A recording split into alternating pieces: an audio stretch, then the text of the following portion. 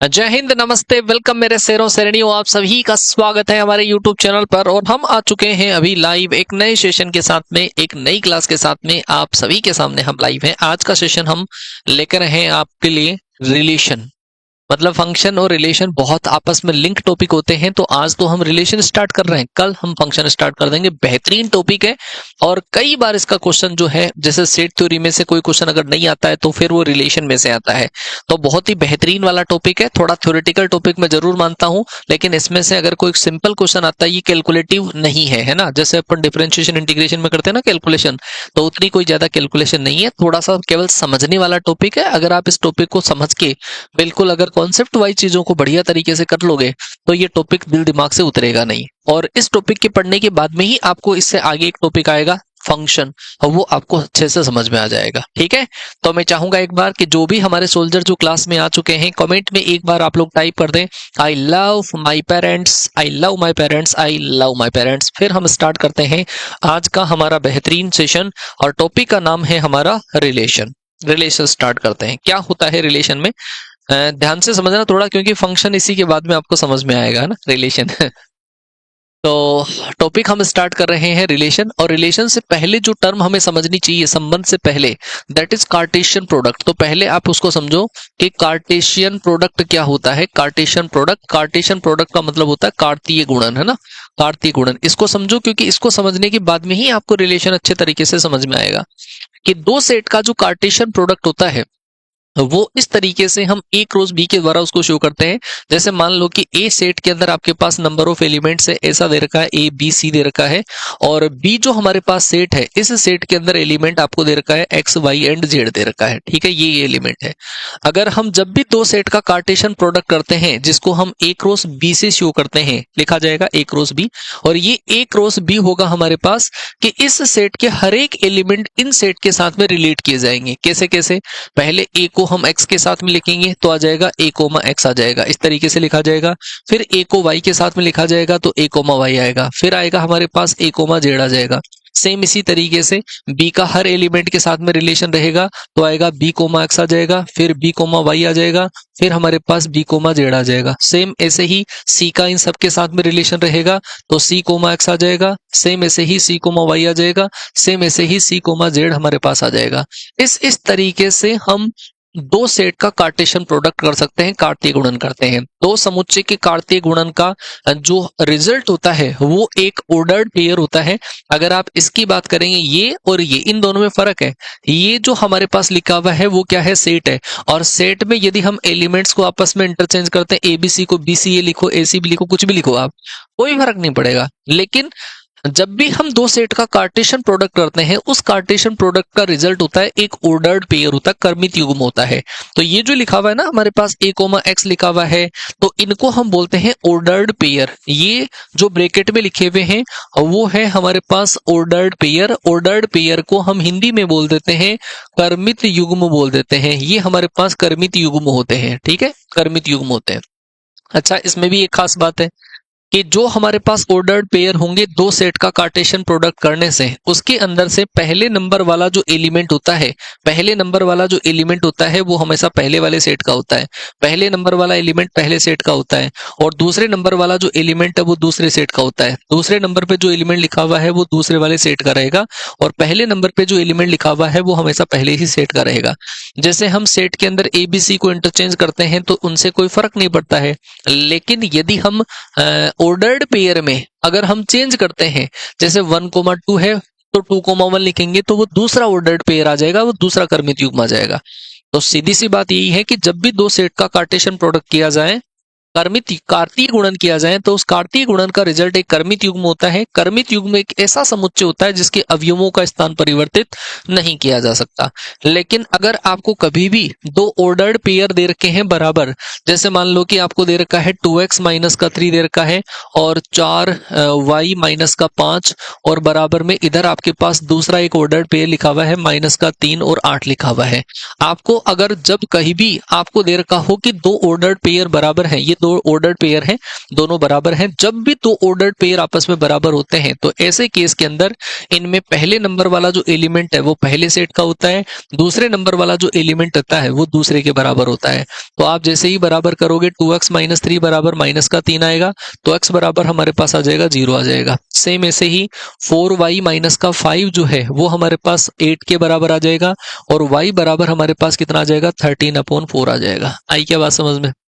दो ordered pair आपस में तभी बराबर होते हैं जिनमें पहला एलिमेंट पहले के बराबर, दूसरा दूसरे के बराबर हो, तो वो ऑर्डर्ड पेयर की प्रॉपर्टी होती है। ठीक है भाई, आ गई होगी बात समझ में। हमेशा दो सेट का कार्टेशियन प्रोडक्ट एक ऑर्डर्ड पेयर रिजल्ट देता है, और अभी हम उसमें काउंट करेंगे और जो प्रॉपर्टीज है उसको कैसे काउंट करते हैं वो समझना है आपको, है ना। ये ऑर्डर्ड पेयर आपको समझ में आ गया होगा। इसके अंदर से इनको आप स्थान परिवर्तित नहीं कर सकते, a, x को आप x, a नहीं लिख सकते। अगर लिखोगे तो वो दूसरा ऑर्डर्ड पेयर हो जाएगा, फिर चेंज हो जाएगा। ठीक है, ऑर्डर्ड पेयर चेंज हो जाता है। चलो जी, लिखो जी, कुछ प्रॉपर्टीज है हमारे पास ऑर्डर्ड पेयर में, वो प्रॉपर्टीज लिख लो आप। प्रॉपर्टीज, सबसे पहली बात यह है कि अगर हमारे पास ऐसा पूछ लिया जाए, number of element in A cross B cross C में नंबर ऑफ एलिमेंट पूछ लिया जाए, तीन सेट के कार्टेशियन प्रोडक्ट में उनके क्रॉस में नंबर ऑफ एलिमेंट्स अगर आपसे पूछ लिए जाए, तो वो नंबर ऑफ एलिमेंट्स होंगे तीनों के अलग अलग इंडिविजुअल नंबर ऑफ एलिमेंट्स के मल्टीप्लाई के बराबर रहेगा। तो वो आएगा हमारे पास number of elements in A into number of element in B, और इंटू होगा हमारे पास number of element in C. जैसे कई बार हमसे ये पूछ लिया जाता है, number of element in A cross B में नंबर ऑफ एलिमेंट्स बताओ, इसमें नंबर ऑफ एलिमेंट्स कितने हैं?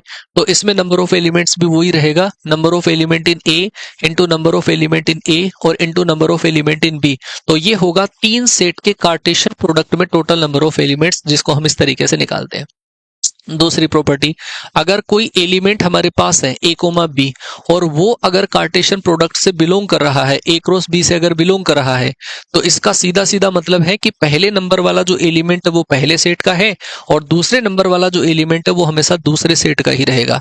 जैसे मैं लिख दूं इसको, a जो है वो तो कैपिटल A से बिलोंग करेगा, और दूसरे नंबर वाला जो एलिमेंट है वो b से बिलोंग करेगा। मेरी बात को ध्यान से सुनना, यहां से एग्जांपल्स के साथ में हम बात कर रहे हैं। ए सेट के अंदर हमारे पास एलिमेंट जो है वो है 3, और बी सेट में जो नंबर ऑफ एलिमेंट्स है वो है हमारे पास 4, और सी सेट में जो हमारे पास नंबर ऑफ एलिमेंट्स है वो है 2। आपको पूछ लिया जाता है पहला सवाल, number of element in A cross B cross C में नंबर ऑफ एलिमेंट्स आपसे पूछे गए हैं, कितने रहेंगे। दूसरा आपसे पूछ लिया गया, number of elements in A cross C में नंबर ऑफ एलिमेंट्स कितना है। तीसरा आपसे सवाल पूछ लिया, number of element in B cross C के अंदर टोटल नंबर ऑफ एलिमेंट्स कितने हैं। फटाफट से बता दो, ए क्रॉस बी क्रॉस सी में टोटल नंबर ऑफ एलिमेंट्स कितने हैं, फटाफट से बताओ।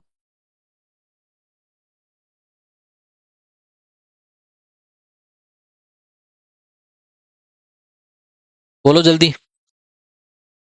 टोटल नंबर ऑफ एलिमेंट्स कितने कितने रहेंगे। ए क्रॉस बी क्रॉस सी में टोटल नंबर ऑफ एलिमेंट्स अगर आपको निकालने हैं, तो वो रहेगा number of elements in A into number of elements in B into number of element in C. तीनों के जो नंबर ऑफ एलिमेंट्स हैं उनको हम मल्टीप्लाई करेंगे, तो ऐसे केस में टोटल नंबर ऑफ एलिमेंट्स रहेगा हमारे पास 3 इंटू 4 इंटू 2 आ जाएगा। 4 दूना 8, 8 को 3 से मल्टीप्लाई करेंगे 24 आ जाएगा।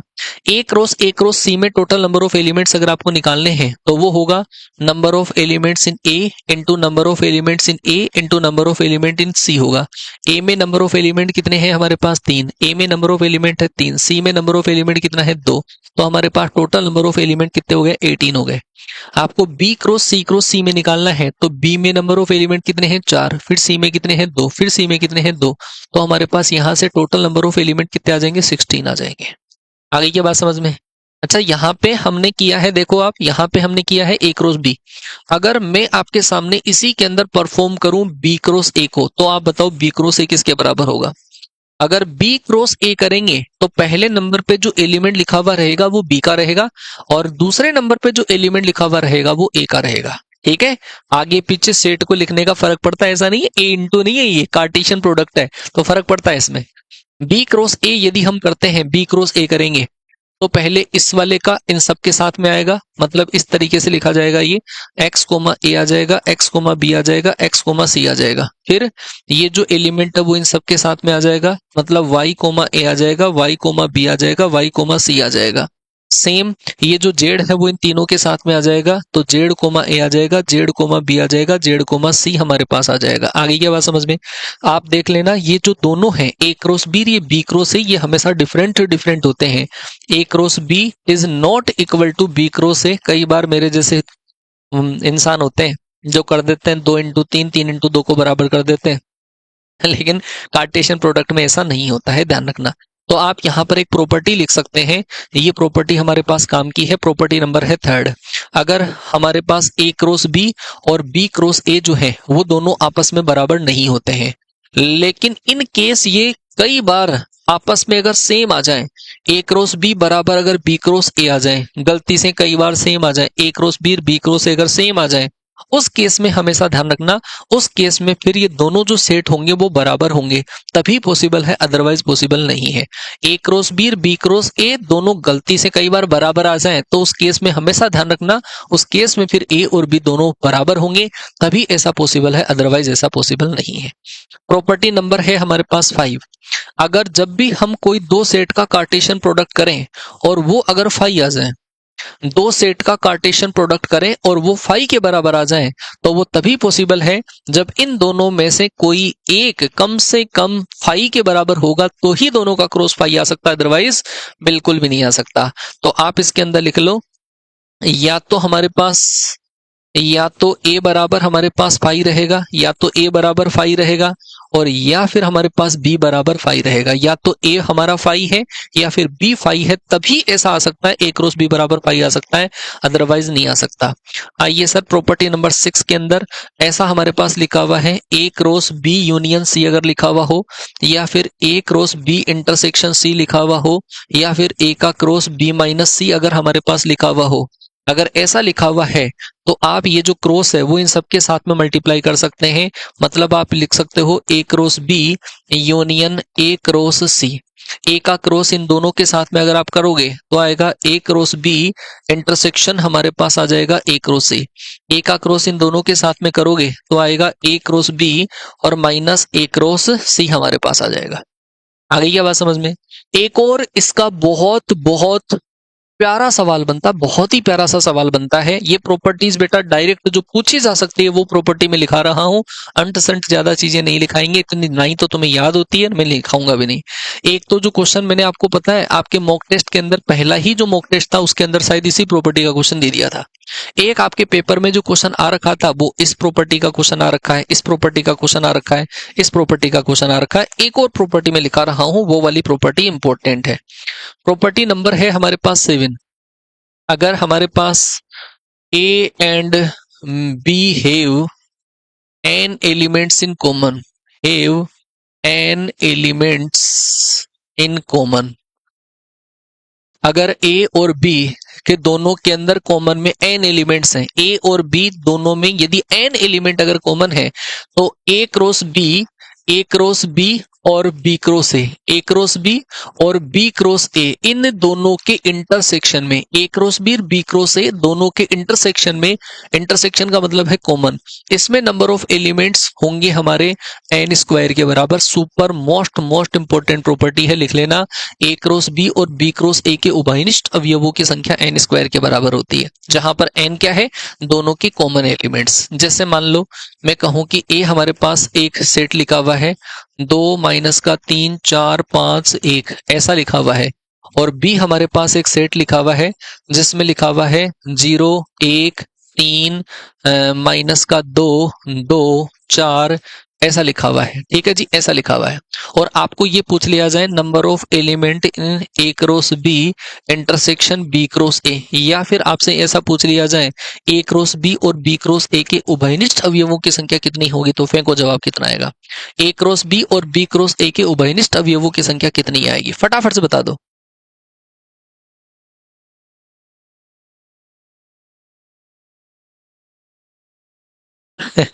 अभी रिलेशन की डेफिनेशन को चाहे जितना ब्रॉड किया जा सकता है भाई, है ना। रिलेशन एक ऐसा ही टॉपिक है, चाहे जितना ब्रॉड पढ़ाया जा सकता है इसको, ऐसा नहीं है।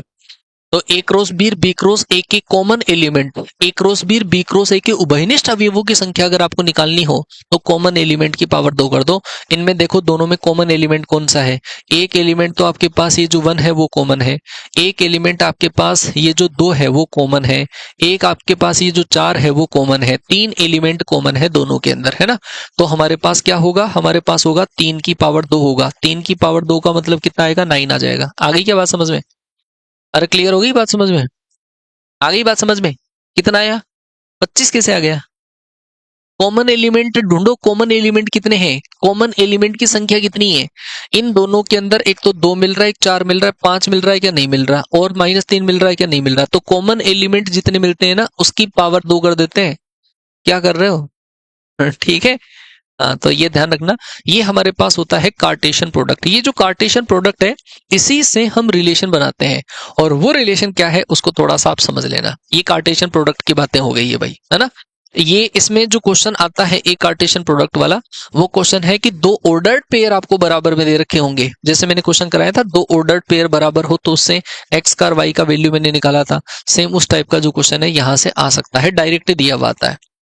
चलो एक और चीज आप लिख लो, ये जो हमारे पास ए क्रॉस बी है, ए क्रॉस बी, ये हमेशा 2D के कोई एक पॉइंट को शो करता है, द्विविम निर्देशांक ज्यामिति के किसी पॉइंट को शो करेगा ए क्रॉस बी। और यदि आप 3 सेट का कार्टेशियन प्रोडक्ट कर रहे हो, ए क्रॉस बी क्रॉस सी अगर आप कर रहे हो, तो ये होगा हमारे पास 3 डायमेंशनल ज्योमेट्री के किसी पॉइंट को डिनोट करेगा। ये 2D के किसी पॉइंट को डिनोट करेगा जब 2 सेट का कार्टेशियन प्रोडक्ट करते हैं तो, क्योंकि इससे element A comma B, X comma Y, ऐसे ऐसे एलिमेंट से आएंगे, तो वो 2D का पॉइंट होगा। और यदि 3 सेट का कार्टेशियन प्रोडक्ट करते हैं तो वो 3 डायमेंशनल ज्योमेट्री के पॉइंट को डिनोट करेगा, क्योंकि उसमें 3 पॉइंट्स हुआ करेंगे, A B C X Y Z ऐसे कुछ। ठीक है, ध्यान रखना। आगे हमारे पास रिलेशन है, रिलेशन की बात करते हैं, संबंध की बात करते हैं। आपका भी इंतजार खत्म हो, है ना, कि गुरुजी पहले ये करवाओ, हमें तो संबंध करवाओ। और बहुत बहुत इंटरेस्टिंग टॉपिक है भाई, बहुत इंटरेस्टिंग टॉपिक है। ऐसे कैसे एग्जांपल से मैं आपको समझाने की कोशिश करूंगा जो आपके दिमाग में बैठ जाए, बस उनको बिठा के रखना। रिलेशन क्या होता है, जब भी हम 2 सेट को आपस में रिलेट करते हैं, जब भी हम 2 सेट को आपस में रिलेट करते हैं, मान लो कि इस सेट के अंदर हमारे पास एलिमेंट है 3 4 5 6 ऐसा है, और इस सेट के अंदर हमारे पास एलिमेंट 7 है, मान लो कि 9 है, 11 है, और मान लो 13 है, इसके अलावा भी मान लो कि कोई से भी है। ये हमारे पास ए सेट है, ये हमारे पास बी सेट है। जब भी हम 2 सेट को आपस में कनेक्ट करते हैं, रिलेशन सेम वैसा का वैसा ही है जैसे हम 2 परिवारों के बीच में रिश्ता करते हैं। जब 2 परिवारों के बीच में रिश्ता करते हैं तो इस परिवार में कोई सदस्य उस परिवार के किसी सदस्य के साथ में जुगाड़ बिठाने की कोशिश करता है। सेम यही बात इस वाले रिलेशन की होती है। जब भी हम कोई 2 सेट को आपस में कनेक्ट करते हैं, जब भी 2 समुच्चयों को आपस में कंबाइन करने की कोशिश करते हैं, उनसे हमेशा एक रूल डिफाइन होता है, और उस रूल को ही हम रिलेशन बोलते हैं। सेम आगे चलकर आप पढ़ोगे फंक्शन में। देखिए, जब भी 2 समुच्चयों को आपस में कनेक्ट जिस नियम से किया जाता है, उस नियम को ही हम क्या बोलते हैं, रिलेशन बोल देते हैं। जैसे हमारे परिवारों में नहीं होता, हमारे परिवारों के अंदर होता है, जैसे मान लो भैया की शादी कर दी हमने सामने वाले के परिवार में, तो हम अलग अलग लैंग्वेज में बोल सकते हैं। अब तुम्हारे भैया उस चीज को क्या कहेंगे कि मेरा ससुराल है। अच्छा, तुम क्या कहोगे, तुम कहोगे मेरे भाभी का घर है। तुम्हारे पिताजी क्या कहेंगे, साहब हमारे समधी जी हैं। हाँ, तुम्हारी माताजी क्या कहेगी, मान हमारी समधन जी का है हमारी बहू का घर है। ऐसे अलग अलग टाइप से। तो जब भी हम 2 सेट को आपस में कनेक्ट करते हैं, 2 परिवारों को आपस में कनेक्ट करते हैं, तो एक रूल उनके अंदर डिफाइन हो जाता है, और उस रूल को ही हम क्या बोलते हैं, रिलेशन बोलते हैं। तो यहाँ पे ये 2 सेट है, और ये 2 सेट में से मान लो कि 3 का कनेक्शन 7 के साथ में है, 4 का कनेक्शन 9 के साथ में है, 5 का कनेक्शन 11 के साथ में है, 6 का रिलेशन 13 के साथ में है। इस सेट के जो एलिमेंट्स है उसको हम x से रिप्रेजेंट करेंगे, इस सेट के जो एलिमेंट्स है उसको हम y से रिप्रेजेंट करेंगे। जब भी हम इन दोनों को आपस में कनेक्ट करते हैं तो एक रूल बनेगा, और उस रूल को ही हम क्या बोलेंगे, रिलेशन बोलेंगे। कैसे कैसे रूल बनेगा, आप देखो, ये जो 3 है, इस 3 का कनेक्शन है 7 के साथ में, वो कब आएगा, जब आप इसमें इंटू 2 + 1 करोगे, जब आप इसमें इंटू 2 + 1 करोगे। जब ये 11 कब आएगा, जब आप इसको इंटू 2 + 1 करोगे, जब आप इसको इंटू 2 + 1 करोगे। तो हम मान सकते हैं कि y की जो हर एक वैल्यू है, y की जो हर एक वैल्यू है, ठीक है, हाँ जी, y की जो हर एक वैल्यू है y, तो वो हमारे पास आ जाएगा x मतलब इसको 2 से मल्टीप्लाई करके 1 प्लस करने से आ जाएगा, y बराबर होगा हमारे पास 2x प्लस का 1 आ जाएगा। इसी को हम क्या बोल देते हैं, रिलेशन बोल देते हैं। बस इसको लिखने का तरीका अलग अलग हो सकता है, जिसको मैं अलग अलग तरीके से आपको लिखा के समझाऊंगा। ये हमारे पास है रिलेशन, ये डेफिनेशन बनी है। वापस एक बार मैं बता देता हूं, जब भी दो सेट को आपस में कनेक्ट करते हैं, जब भी दो सेट को आपस में कनेक्ट करते हैं तो उसके लिए एक रूल डिफाइन किया जाता है और उस रूल को ही हम क्या बोलते हैं, रिलेशन बोलते हैं। अब रूल अलग अलग टाइप का हो सकता है कि x और y के बीच में, जैसे ये वाला रूल बना है तो ये रूल है कि x की y जो है वो x के डबल से एक ज्यादा है, हम इसको बोल सकते हैं y बराबर 2x प्लस 1 है। हम इसको बोल सकते हैं कि x बराबर x y में a कम करके 2 से डिवाइड करने पर आता है। ऐसे अलग अलग लैंग्वेज में ये बोला जा सकता है।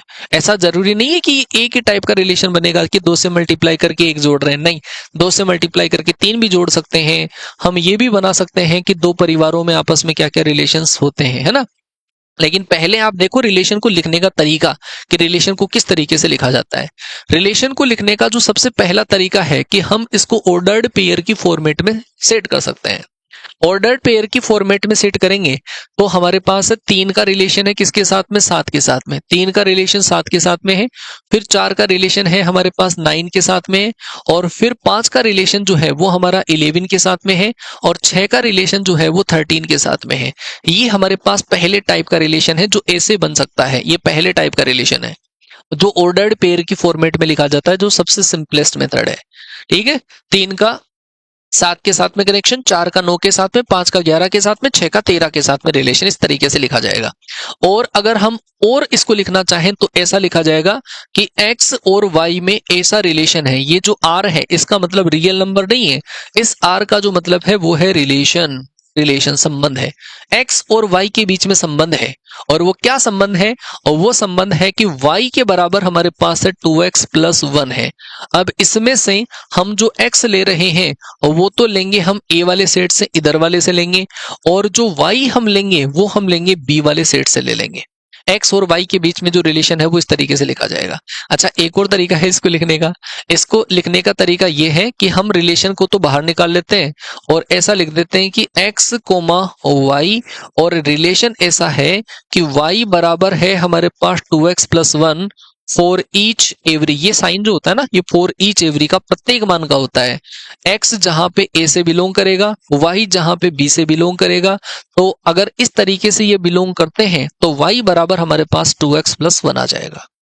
तो देख लो लिखने के तरीके। इसको हम चाहे तो लैंग्वेज में की फॉर्मेट में भी लिख सकते हैं। इस रिलेशन को हम ऐसे भी लिख सकते हैं कि x कोमा y ऐसा है, और ऐसा है कि y x के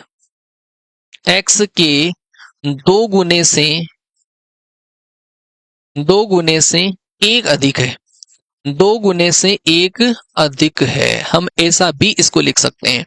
y जो है वो x के 2 गुने से 1 अधिक है, ये भी हम लिख सकते हैं इसको, है ना। तो अलग अलग लैंग्वेज में चाहे जैसे हम रिलेशन को रिप्रेजेंट कर सकते हैं, ऐसे ऐसे तरीके से मैंने रिप्रेजेंट करवा दिया है। अब थोड़ी सी बातें आपको मैं थोड़ा सा और समझा दूं। जो रिलेशन हमारे पास लिखा हुआ है, इस रिलेशन के अंदर इधर जो हमारे पास सेट होता है, इधर वाला पूरा वो होता है हमारे पास डोमेन का सेट होता है। ये डोमेन है, ये पूरा का पूरा जो होता है वो कोडोमेन होता है। हालांकि हम रिलेशन के अंदर कोडोमेन को इंक्लूड करते हुए नहीं चलते हैं, कोडोमेन को नहीं मानते हैं। और सह प्रांत जिसको हम हिंदी में बोला करते हैं, ये वाला पूरा इधर सह प्रांत होता है। इधर वाला जो पूरा होता है वो हमारे पास प्रांत होता है। अच्छा, सह प्रांत के वो अवयव, सह प्रांत के वो अवयव, है ना, सह प्रांत के वो अवयव जिनका प्रांत के अवयवों से संबंध होता है, उनको बोलते हैं हम परिसर के अवयव बोलते हैं, रेंज के एलिमेंट बोलते हैं। हालांकि इधर तो देखो सबका कनेक्शन है, तो इधर वालों को सबको ही हम क्या बोल देते हैं, रेंज के एलिमेंट बोल देते हैं। एक और एग्जांपल से आपको समझाता हूं, लेकिन एक चीज आप यहां से अच्छे तरीके से क्लियर कर लेना कि रिलेशन जो होता है ना, रिलेशन वो हमेशा, संबंध जो होता है वो हमेशा सबसेट और इक्वल होता है ए क्रॉस बी का। ये वाली चीज आप गांठ बांध लेना, रिलेशन इज सबसेट और equal to A cross B होता है ना। ए क्रॉस बी का हमेशा सबसेट होता है रिलेशन। जब हम दो सेट का कार्टेशियन प्रोडक्ट करते हैं, कार्तीय गुणन करते हैं, उसी का एक सेट होता है रिलेशन। रिलेशन भी उसी के अंतर्गत से आता है। ठीक है क्या, क्लियर? चलो जी आगे चलते हैं भाई।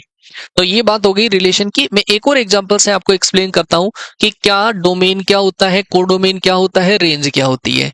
ये हमारे पास ए सेट है और ये हमारे पास है बी सेट। ये ए सेट है और ये हमारे पास है बी सेट।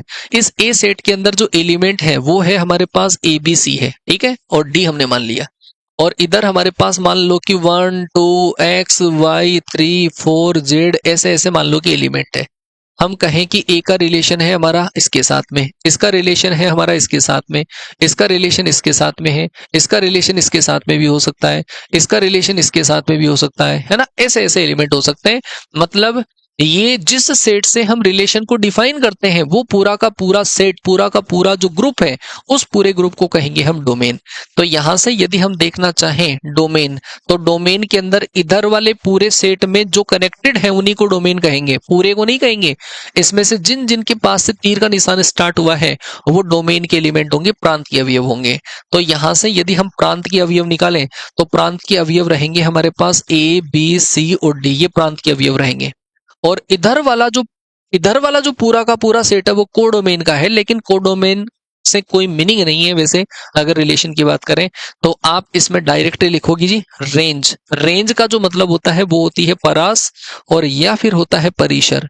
तो परिसर होगा जिन डोमेन के एलिमेंट्स का वो डोमेन के एलिमेंट्स के साथ में जिन जिन का कनेक्शन बैठ गया उनको कहेंगे हम रेंज के एलिमेंट कहेंगे। देख लो आप रेंज कौन कौन सी होगी। तो इसके अंदर से यदि हम रेंज देखना चाहें, डोमेन के एलिमेंट्स का कनेक्शन जिन जिन के साथ में बैठा है वो रेंज रहेगी। तो रेंज रहेगा हमारे पास 2 आ जाएगा, रेंज में y आ जाएगा, 3 आ जाएगा, 4 आ जाएगा, z आ जाएगा। ये होंगे हमारे पास रेंज के एलिमेंट रहेंगे, परास के अवयव रहेंगे। ठीक है क्या? क्लियर है क्या? ठीक है। तो ये वाली चीज आपको समझ में आ जानी चाहिए कि कैसे हम फंक्शन का, कोई रिलेशन का डोमेन क्या कैसे निकालते हैं, रिलेशन की रेंज क्या होती है, डोमेन क्या होता है। ठीक है। एक क्वेश्चन मैं आपको दे रहा हूं, यहां से आपको और क्लियर करना है। ऐसा दे रखा है एक्स और वाई के बीच में रिलेशन है, और एक्स और वाई के बीच में ऐसा रिलेशन है कि एक्स प्लस का 2y और बराबर आपको दे रखा है मान लो कि 13 दे रखा है। और for each every X and Y belongs to N, आपको इस जो रिलेशन है एक्स और वाई का, उस रिलेशन के अंदर से आपको डोमेन बताना है और आपको रेंज इसमें बतानी है। डोमेन और रेंज इसमें कैसे निकालें? तो ऐसे टाइप के रिलेशन के लिए डोमेन और रेंज निकालने का क्वेश्चन लास्ट टाइम पर ही पेपर में आया है, और कैसे उसको हम सोल्व करेंगे जरा समझना। हम यहां से किसी भी एक की वैल्यू निकाल सकते हैं, हम चाहे तो वाई की, चाहे तो एक्स की वैल्यू निकाल लें।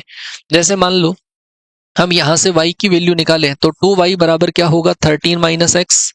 हम इसको थोड़ा सा बढ़ा देते हैं, है ना, इसको हम 17 कर देते हैं, थोड़ा सा मजा आ जाए, 17। तो ये हमारे पास यहां से आ जाएगा 2y बराबर आ जाएगा 17 माइनस एक्स आ जाएगा, और 2 का जैसे ही हम डिवाइड करेंगे तो y बराबर आएगा 17 माइनस एक्स अपॉन क्या आएगा, 2 आएगा।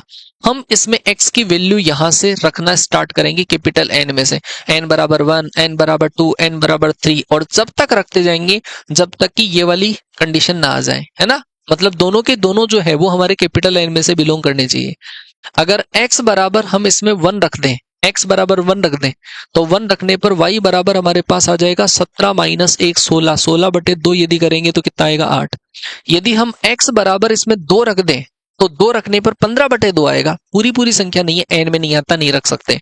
हम x बराबर इसमें 3 रख सकते हैं, या 3 रखेंगे तो आएगा y का वैल्यू बताओ कितना आएगा, 17 माइनस 3 14, 14 बटे 2 कितना आ जाएगा, 7।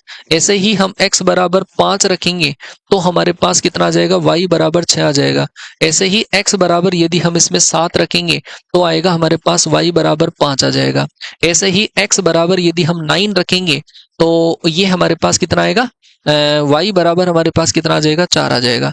ऐसे ऐसे आप रिलेशन बनाते जाओगे तो आपको पता लगेगा कि टोटल जो रिलेशन है हमारा वो इस तरीके से सेट हो गया है कि 1 का रिलेशन 8 के साथ में है, 2 का रिलेशन 3 का रिलेशन हमारा 7 के साथ में है, और 5 का जो रिलेशन है वो हमारा 6 के साथ में है, और 7 का जो रिलेशन है वो हमारा 5 के साथ में है, और 9 का जो रिलेशन है वो हमारा 4 के साथ में है, और 11 का जो रिलेशन है, x की जगह अगर मैं 11 रखूं तो हमारे पास कितना आ जाएगा, 11 रखने से 3 के साथ में रिलेशन, अगर मैं 13 रखूंगा, 13 यहाँ पे रखा तो आ जाएगा 2 आ जाएगा, और अगर मैं 15 रखूं तो क्या आएगा 1। इसके अलावा रिलेशन नहीं आएगा, क्योंकि 17 आपने रखा तो 0 आ जाएगा, 0 नेचुरल नंबर में नहीं होता।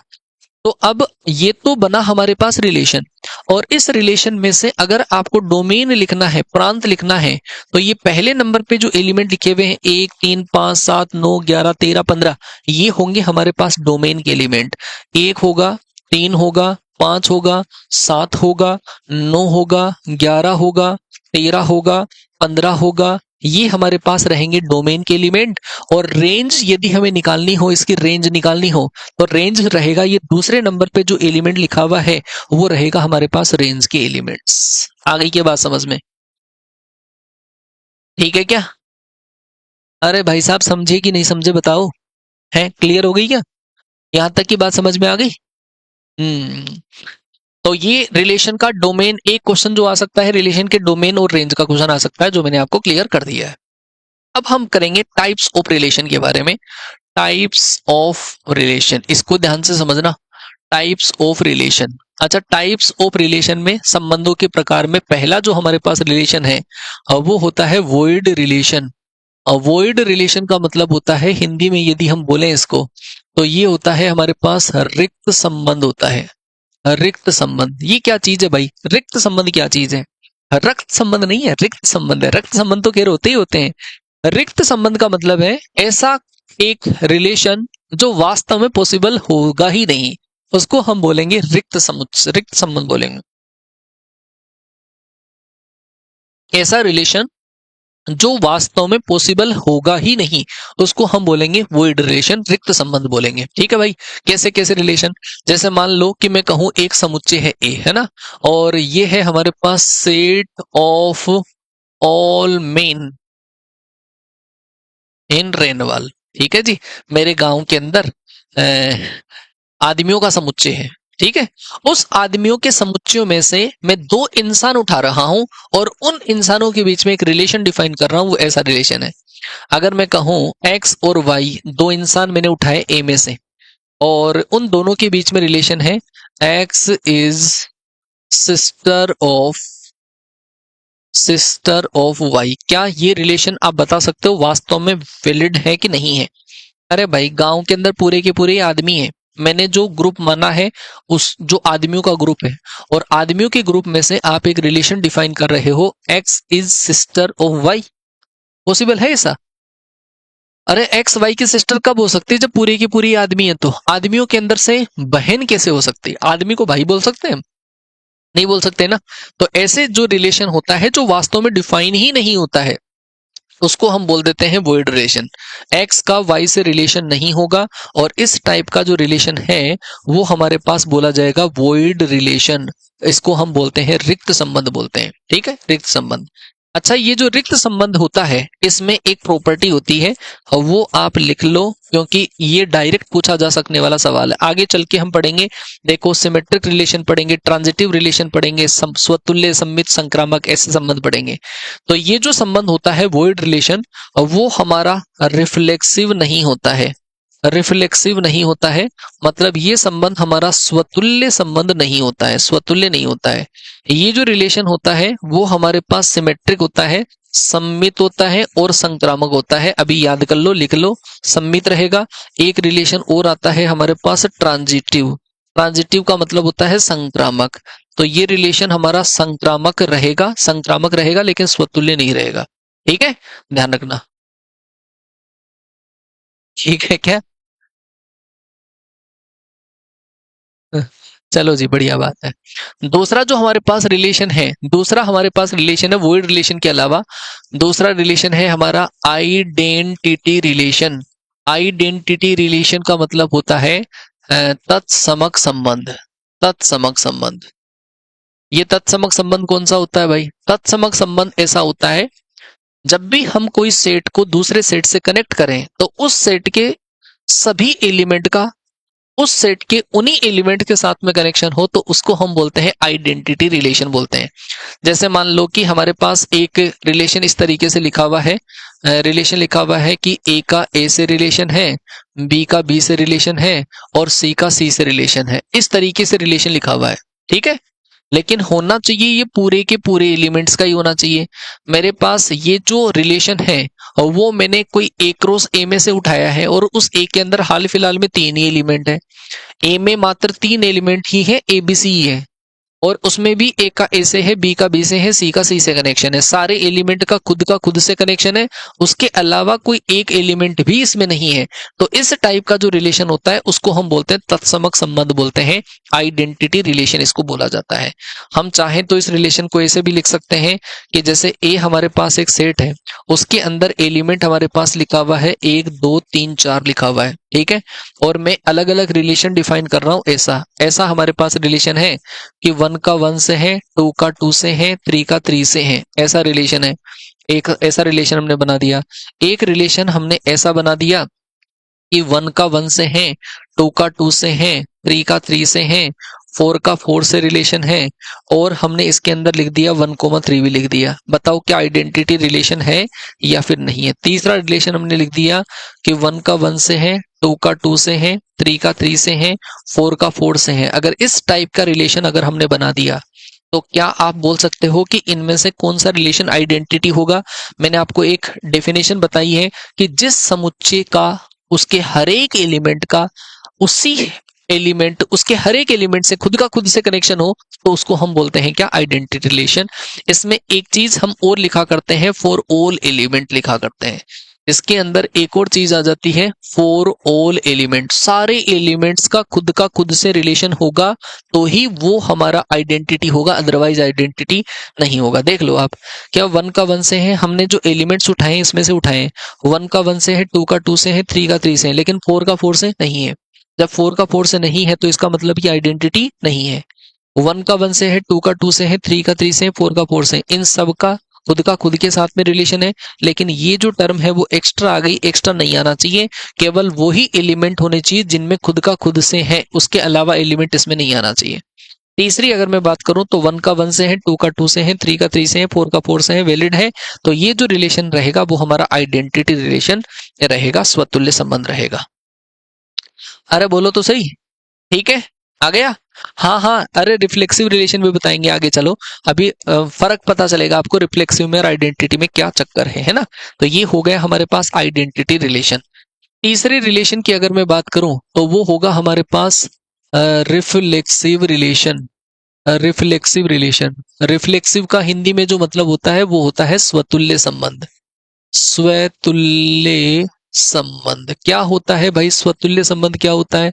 स्वतुल्य संबंध के अंदर जो हमने आइडेंटिटी वाला पढ़ा ना, सेम वैसा का वैसा ही है। एक ऐसा रिलेशन जिसमें हर एक एलिमेंट का खुद से हो और उसके अलावा भी दूसरे एलिमेंट हो सकते हैं। आइडेंटिटी में दूसरे नहीं हो सकते, खुद के साथ में ही होना चाहिए, जबकि इसमें दूसरे वाले भी हो सकते हैं। वो रिलेशन होता है हमारा क्या, रिफ्लेक्सिव रिलेशन होता है, स्वतुल्य संबंध होता है। जैसे मान लो कि ए हमारे पास एक सेट है और उस ए सेट के अंदर हमने 3 एलिमेंट पाल रखे हैं, ए बी सी है, और रिलेशन है हमारे पास R1। R1 है हमारे पास A कोमा ए है, B कोमा बी है और C कोमा सी है। मान लो ये एलिमेंट है ना। इसके अलावा भी कोई एलिमेंट हमने लिख दिया है, इसके अंदर A कोमा बी है, या मान लो कि B कोमा सी है, हमने ऐसा इसके अंदर लिख दिया। ये है पहला रिलेशन। दूसरा जो हमारे पास रिलेशन है वो ऐसा वाला है कि A कोमा ए है इसके अंदर, B कोमा बी इसके अंदर है, और मान लो कि आपके पास A कोमा सी है, और मान लो कि आपके पास B कोमा सी है। आप बताना कि कौन कौन सा रिफ्लेक्सिव होगा। तीसरा रिलेशन अगर मैं लिख दूं इसमें कि A का A से रिलेशन है, B का B से रिलेशन है, C का C से रिलेशन है, ऐसा रिलेशन अगर लिख दूं तो आप देखकर बता सकते हैं मुझे कि कौन सा रिलेशन रिफ्लेक्सिव होगा और कौन सा नहीं होगा। ध्यान से देखो, मैंने कहा था इसके हर एलिमेंट का खुद से होना ही चाहिए, इसके अलावा दूसरे भी हो सकते हैं, इसके अलावा दूसरे भी हो सकते हैं। तो यहाँ पर ए का ए से है, बी का बी से है, सी का सी से है, इसके अलावा दूसरे भी हो सकते हैं, तो ये हमारा रिफ्लेक्सिव होगा। लेकिन यहाँ पर देखो ए का ए से है, ये जो 3 है ना, इनका खुद से तो होना ही चाहिए, उसके अलावा एक्स्ट्रा हो भी सकते हैं, नहीं भी हो सकते। ए का ए से है, बी का बी से है, सी का सी से कहां पर है, इस वजह से रिफ्लेक्सिव नहीं है। ए का ए से है, बी का बी से है, सी का सी से है, तो ये रिफ्लेक्सिव होगा। आप कहोगे सर ये तो आइडेंटिटी है। हाँ जी, तो एक चीज आप यहां से गांठ बांध लो कि ऑल आइडेंटिटी रिलेशंस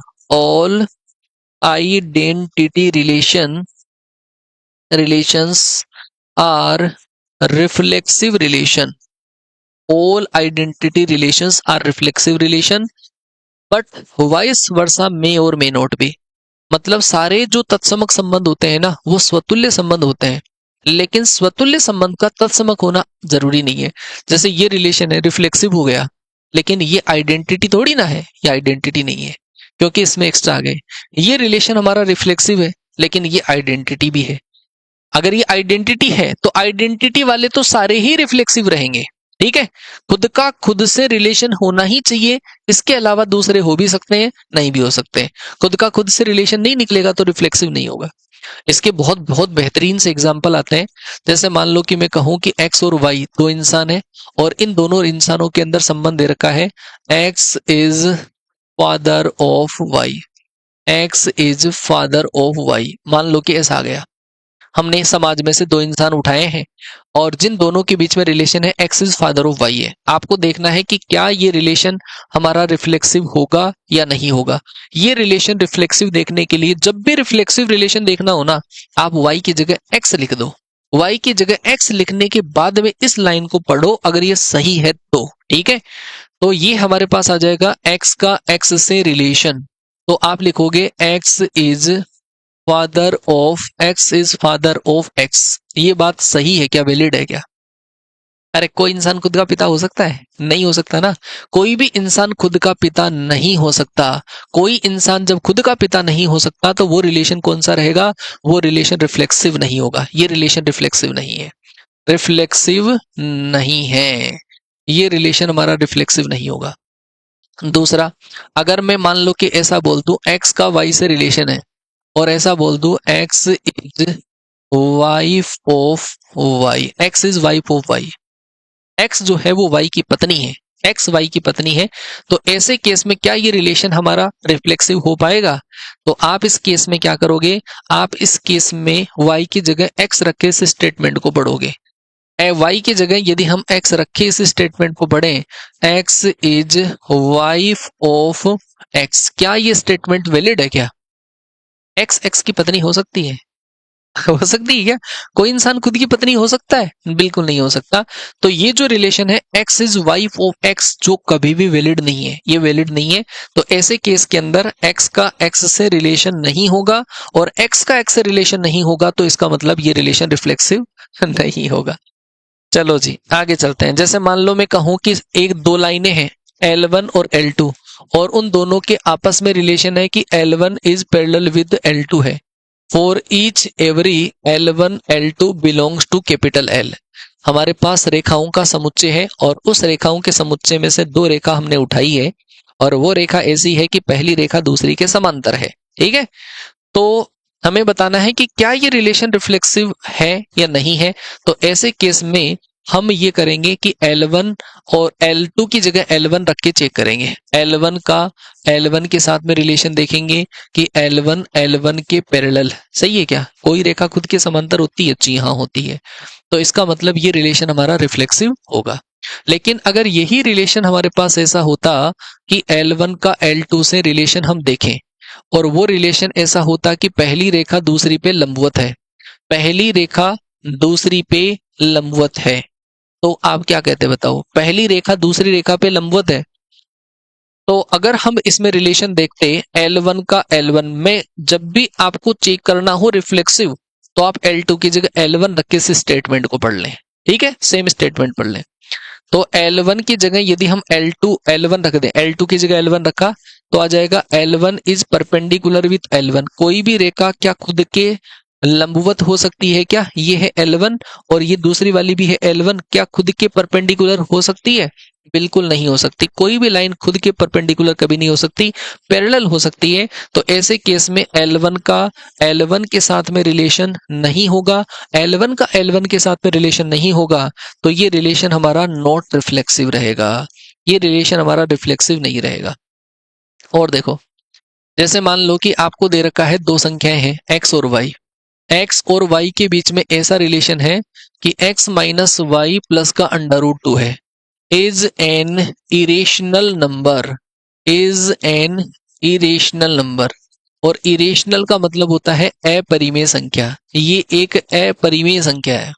ठीक है भाई, x माइनस का y प्लस रूट टू, ये रिलेशन दे रखा है x और y के बीच में, और आपको बोला गया है कि ये एक अपरिमेय संख्या है। तो आपको पूछा गया है कि क्या ये जो रिलेशन है वो हमारा रिफ्लेक्सिव है क्या। तो रिफ्लेक्सिव चेक करने के लिए हम y की जगह x रखेंगे। y की जगह जैसे ही हम x रखेंगे तो आ जाएगा x का x से रिलेशन, y की जगह x रख देंगे तो आ जाएगा x माइनस का x प्लस का रूट टू आ जाएगा। आप मुझे स्टेटमेंट बताओ क्या ये सही है क्या। ये रूट टू जो हमारे पास आया है वो नंबर क्या हमारा इरेशनल नंबर है या फिर नहीं है। इरेशनल नंबर है क्या, under root two irrational number है। जी हाँ, इरेशनल नंबर है। तो इसका मतलब होगा कि x का x से रिलेशन होगा और x का x से रिलेशन होगा, तो ये संबंध कौन सा होगा, रिफ्लेक्सिव होगा। ये रिलेशन हमारा रिफ्लेक्सिव होगा जी। क्लियर हो गई क्या बात भाई, ये रिलेशन हमारा रिफ्लेक्सिव रहेगा। ठीक है क्या चलो बढ़िया बात है। ठीक है भाई, चलो जी बहुत बढ़िया बात है भाई, है ना। एक्स का वाई से रिलेशन, तो ये रिफ्लेक्सिव के कुछ एक एग्जांपल मैंने बता दिए हैं। एक बार मैं पूरे सिमेट्रिक ट्रांजिटिव ये बता दूं क्या क्या होते हैं, फिर उसके बाद में आगे की चीजें आप लोगों के लिए, ताकि एक एक साथ में क्वेश्चन करवाएंगे। फिर अगला जो हमारे पास रिलेशन है वो है हमारा सिमेट्रिक रिलेशन। और सिमेट्रिक रिलेशन को हम हिंदी में बोलते हैं सममित संबंध। सममित संबंध, ये क्या चीज है भाई, सममित संबंध क्या चीज है समझना। सममित संबंध क्या है, सिमेट्रिक रिलेशन क्या है, मतलब उल्टा सीधा रिलेशन। जैसे ए का बी से रिलेशन है, सेम उसी टाइप से बी का वही रिलेशन ए से हो, तो उस रिलेशन को हम बोलते हैं सिमेट्रिक रिलेशन। जो रिलेशन ए का बी के साथ में है वही रिलेशन बी का ए के साथ में होना चाहिए, उस रिलेशन को बोला जाता है सिमेट्रिक रिलेशन बोला जाता है, सममित संबंध उसको बोला जाता है। जरा समझना, जैसे मान लो कि आपके पास एक ऐसा रिलेशन है जिसके अंदर लिखा हुआ है, ऐसे एलिमेंट लिखे हुए हैं, ए का ए से रिलेशन है, बी का बी से रिलेशन है, सी का सी से रिलेशन है, और ए का बी से रिलेशन है, बी का ए से रिलेशन लिखा हुआ है, ऐसा ऐसा लिखा हुआ है। मतलब इसके अंदर वो जोड़ा अवेलेबल होना चाहिए जिसमें पहले का दूसरे से है तो दूसरे का पहले से वो ही रिलेशन होना चाहिए, उल्टा सीधा रिलेशन। उल्टा सीधा वो वाला नहीं, उल्टा सीधा का मतलब है ए कोमा बी है तो बी कोमा ए होना चाहिए उसमें। अगर बी कोमा सी अगर है तो सी कोमा बी होना चाहिए। अगर या तो लिखो ही मत और लिखते हो तो फिर आपको उसका उल्टा रिलेशन बनाना पड़ेगा। और ये सारे एलिमेंट्स के लिए वैलिड नहीं है, ये कोई भी एक ऐसा मिल जाए जो लिखा हुआ है उसका उल्टा अवेलेबल होना चाहिए, तो ये रिलेशन फॉर एनी के लिए होता है। जैसे एक लिख दिया तो इसका उल्टा होना चाहिए, बी कोमा सी लिख दिया तो इसका उल्टा होना चाहिए, तो जो रिलेशन हमारे पास बनेगा वो रिलेशन हमारा सिमेट्रिक बनेगा। और देखो, जैसे मान लो कि ऐसा रिलेशन हमारे पास लिखा हुआ है कि ए कोमा ए लिखा हुआ है, बी कोमा सी लिखा हुआ है, और सी कोमा ए लिखा हुआ है, और ए कोमा सी लिखा हुआ है, और सी कोमा बी लिखा हुआ है, तो क्या ये रिलेशन सिमेट्रिक होगा। जी हाँ, ये रिलेशन सिमेट्रिक होगा। इन दोनों का उल्टा अवेलेबल है, इन दोनों का उल्टा अवेलेबल है, ये रिलेशन हमारा सिमेट्रिक हो जाएगा। जैसे मान लो कि मैं लिखूं R3, ऐसा लिखा हुआ है, ए का बी से रिलेशन है, बी का सी से रिलेशन है, ए का सी से रिलेशन है, और सी का बी से रिलेशन है, और हमारे पास बी का ए से रिलेशन लिखा हुआ है। ठीक है, इस रिलेशन को ध्यान से पढ़ो। तो यहाँ पे देखो, बी का सी से है, सी का बी से है, उल्टा रिलेशन मिल गया। ए कोमा बी लिखा हुआ है, बी कोमा ए लिखा हुआ है, उल्टा रिलेशन अवेलेबल है। जब भी ऐसे उल्टे सीधे रिलेशन अवेलेबल हो जाते हैं, ठीक है भाई, जैसे उल्टे सीधे रिलेशन अवेलेबल होते हैं तो उनको हम सिमेट्रिक बोल देते हैं। लेकिन कोई भी एक ऐसा एलिमेंट आ गया जिसका उल्टा रिलेशन अवेलेबल नहीं है तो वो समाज को खराब कर देता है।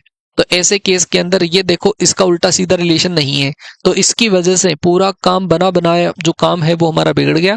ए कोमा सी है तो सी कोमा ए भी होना चाहिए था इसमें, बट ये सिमेट्रिक नहीं है। एक तो हम अगर सिंपल क्वेश्चन को समझना चाहे ना, तब तो इस तरीके से समझ सकते हैं। और बाकी ऐसा कि दो लाइनें हैं L1 L2, इन दोनों में रिलेशन ये है कि पहली दूसरी के समांतर है, पहली और दूसरी रेखा आपस में समांतर है। ठीक है, पहली और दूसरी रेखा आपस में पैरेलल है। For each every L1 L2 belongs to capital L, पहली दूसरी के समांतर है। सोचो, पहली रेखा दूसरी के समांतर है, पहली दूसरी के समांतर है तो दूसरी भी पहली के समांतर है। बहुत कॉमन सेंस की बात है भाई।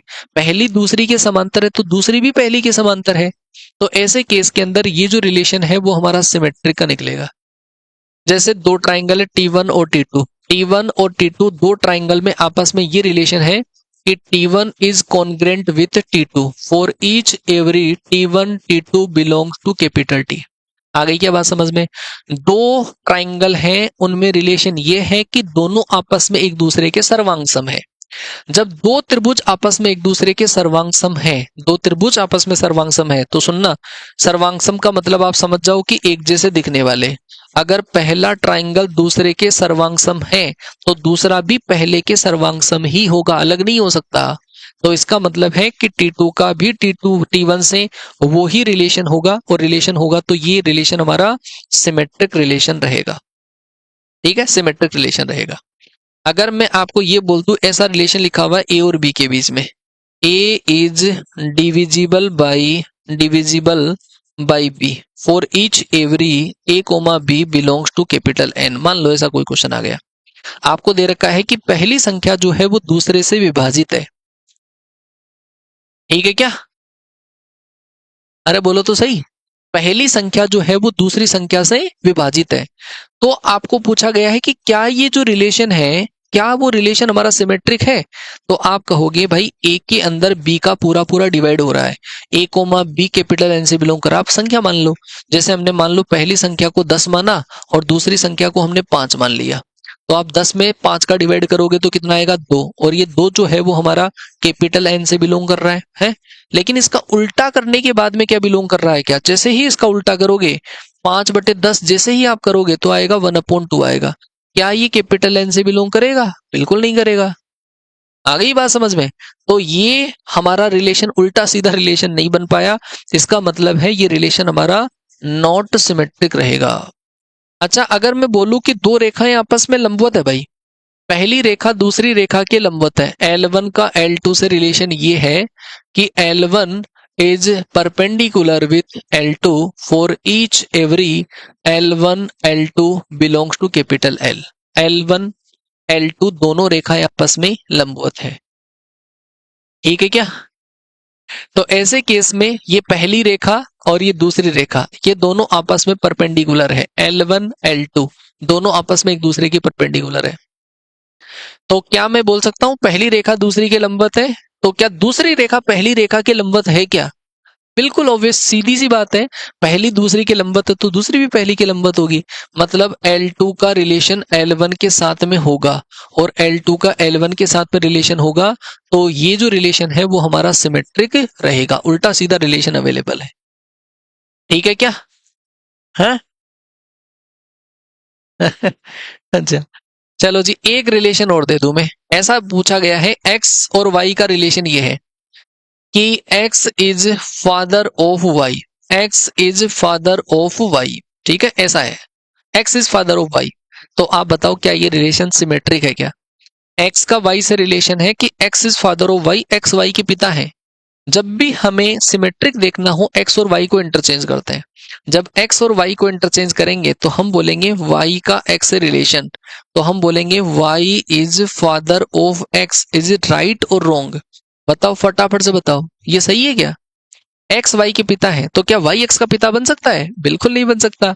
तो इसका मतलब ये रिलेशन हमारा सिमेट्रिक रिलेशन नहीं होगा, ये रिलेशन सिमेट्रिक नहीं है।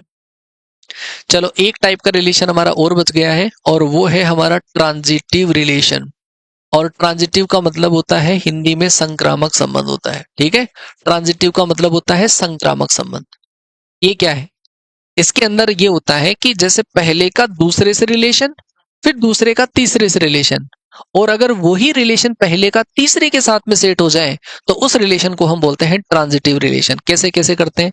जैसे मान लो कि ऐसा कोई रिलेशन है जिसमें कुछ लिखा हुआ है, ए कोमा ए लिखा हुआ है, बी कोमा बी लिखा हुआ है, सी कोमा सी लिखा हुआ है, फिर ए कोमा बी लिखा हुआ है, फिर बी कोमा सी लिखा हुआ है, और मान लो कि आपके पास ए कोमा सी लिखा हुआ है। ऐसा मान लो कि रिलेशन लिखा हुआ है। तो आप सोचो, देखो, पहला एलिमेंट का दूसरे एलिमेंट से कनेक्शन है, दूसरे का तीसरे एलिमेंट से कनेक्शन है, तो इस पहले का तीसरे से मिलना चाहिए, ए का सी से, वो है। आप कहीं पर भी उठा सकते हो, कैसे भी उठा सकते हो। जैसे बी का सी से है, बी का सी से है, फिर सी का सी से है, तो फिर बी का सी से आना चाहिए, आ गया। ए का बी से है, बी का बी से है, तो फिर ए का बी से आना चाहिए, ये आ गया। आ गई बात समझ में? ऐसे कोई भी एलिमेंट ऐसे हो जिसमें पहले का दूसरे से, दूसरे का तीसरे से, फिर पहले का तीसरे से वही संबंध आना चाहिए, उस रिलेशन को हम बोलते हैं क्या? ट्रांजिटिव रिलेशन बोलते हैं, संक्रामक बोलते हैं। जैसे मान लो कि मैं कहूं, ऐसा दे रखा है कि दो संख्याओं के बीच में रिलेशन ये है कि पहली जो संख्या है वो दूसरी से कम है, पहली संख्या दूसरे से कम है। For each every A B belongs to है हमारे पास रियल नंबर्स। ठीक है, तो अगर हम इसमें से तीन संख्या उठाएंगे और तीन संख्या ऐसी उठाएंगे जिसमें जैसे पहली दूसरे से कम है, आप चलो इस वाले एग्जाम्पल के बजाय इसको समझो कि आपको दे रखा है कि दो रेखाओं में रिलेशन ये है कि दो रेखाएं आपस में एक दूसरे के पैरेलल है। For each every L1 L2 belongs to capital L, दो रेखाएं आपस में समांतर है। तो ऐसे केस में हमें तीन लाइन बनानी होती है। पहली रेखा दूसरी के समांतर है, पहली रेखा दूसरी रेखा के समांतर है, और दूसरी जो है वो तीसरी के समांतर है। पहली दूसरी समांतर, दूसरी तीसरी समांतर। आप इन दोनों में रिलेशन देख लो क्या है, पहली और तीसरी समांतर ही तो निकलेगी। तो इसका मतलब है कि L1 का L3 के साथ में रिलेशन होगा, L1 का L3 के साथ में रिलेशन होगा। तो इस रिलेशन को हम क्या कहेंगे जी? ट्रांजिटिव रिलेशन कहेंगे, संक्रामक कहेंगे। इसमें आप संख्याएं मान सकते हो, जैसे दो मान सकते हो, तीन मान लिया आपने, तीन माना, पांच मान लिया। तो ये जो दो है वो तीन से कम है, तीन जो है वो पांच से कम है, और ये जो दो और पांच का जो रिलेशन है आप देख लो कि दो जो है वो हमारे पांच से कम होगा ही होगा। जब होगा तो ये जो रिलेशन है वो हमारा कौन सा रहेगा? ट्रांजिटिव रिलेशन रहेगा, संक्रामक संबंध रहेगा। आ गई ये बात समझ में? क्लियर है? हाँ, संक्रामक होगा। अच्छा, एक चीज मैं आपको और बता दूं, जो relation reflexive, symmetric and transitive होता है उसको हम बोलते हैं इक्विवेलेंस रिलेशन बोलते हैं, तुल्यता संबंध इसको बोलते हैं। फिर खत्म करेंगे। Equivalence relation, equivalence relation. Equivalence का मतलब क्या है? इक्विवेलेंस का मतलब होता है तुल्यता संबंध। ठीक है जी, तुल्यता संबंध। और तुल्यता संबंध वो होता है जिसके अंदर रिलेशन हमारा एक तो रिफ्लेक्सिव हो, रिफ्लेक्सिव होना चाहिए, दूसरा रिलेशन हमारे पास सिमेट्रिक होना चाहिए, और तीसरा रिलेशन हमारे पास ट्रांजिटिव होना चाहिए। ठीक है, रिफ्लेक्सिव, सिमेट्रिक, ट्रांजिटिव, ऐसा जो रिलेशन होता है ना, उस रिलेशन को हम बोलते हैं इक्विवेलेंस रिलेशन। जैसे रेखाओं का समांतर होना, तीन रेखाएं पहली दूसरी के, दूसरी तीसरी के समांतर है, ऐसे। ठीक है। अच्छा, इसके अंदर एक जो हमारे पास सिंगलटन रिलेशन होता है, सिंगलटन रिलेशन। सिंगलटन रिलेशन का मतलब है ऐसा रिलेशन जिसमें मात्र एक ही एलिमेंट लिखा हुआ है, ऐसा रिलेशन जिसमें केवल एक ही एलिमेंट लिखा हुआ है। वो रिलेशन हमेशा हमारा कौन सा रहेगा? वो रिलेशन हमेशा हमारा ट्रांजिटिव रिलेशन रहेगा, हमेशा ट्रांजिटिव रिलेशन रहेगा, संक्रामक संबंध रहेगा। अगर जिसमें एक ही अवयव लिखा हुआ है ना, तो वो रिलेशन हमेशा संक्रामक रहेगा। ठीक है भाई। और देख लो, एक रिलेशन का इनवर्स देख लो। रिलेशन के अंदर मान लो कि आपके पास लिखा हुआ है a comma B and x comma Y लिखा हुआ है। आपको इस रिलेशन का इनवर्स निकालना है, तो ध्यान रखना रिलेशन का इनवर्स होता है इन दोनों को इंटरचेंज कर दो, मतलब b कोमा a लिख दो और आप y कोमा x लिख दो, ये होता है रिलेशन का इनवर्स। ठीक है, तो ये थ्योरेटिकल टॉपिक है थोड़ा सा। आगे कल हम स्टार्ट करेंगे, शायद फंक्शन कर देते हैं। ठीक है, और फंक्शन में से 2 दिन के अंदर, 3 दिन में जो भी इंपॉर्टेंट चीजें हमारी बनेगी वो चीजें हम पढ़ा देंगे। अदरवाइज तो फंक्शन वैसे तो बहुत वास्ट है, लेकिन जितना इंपॉर्टेंट आप लोगों के लिए रहेगा उतना ही पढ़ाएंगे। ठीक है भाई। हाँ जी, जितना हो पाएगा उतना करवाने की कोशिश कर रहे हैं, कुछ मैराथन वगैरह भी प्लान करी जाएगी। चलो भाई, मिलते हैं फिर नेक्स्ट सेशन में, तब तक के लिए टाटा बाय बाय, जय हिंद, वंदे।